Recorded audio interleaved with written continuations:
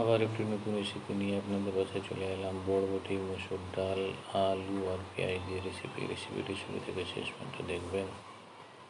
গরম হয়ে গেছে, দিচ্ছি পেঁয়াজ কুচি, লাল হয়ে গেছে, দিচ্ছি আদা রসুন বাটা, ভালো করে আদা রসুন বাটাটা ভাজবো।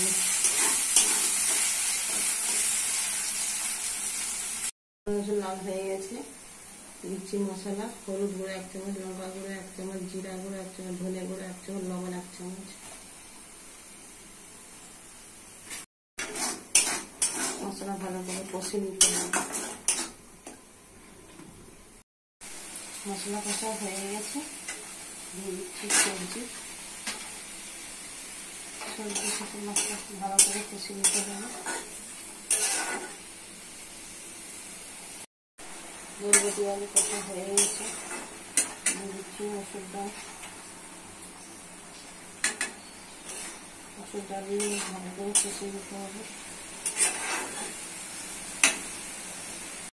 মসুর ডাল আলু বরবটি কষা হয়ে গেছে, দিয়ে দিচ্ছি জল।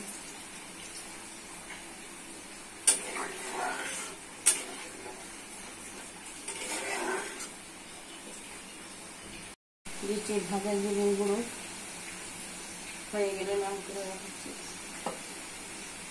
রেসিপিটি রেডি হয়ে যাবে, কত সুন্দর, কত টেস্টি। বাড়িতে করে খাবেন, পরিবার করে খাবেন। সাবস্ক্রাইব করবেন, সঙ্গে থাকবেন, পাশে থাকবেন।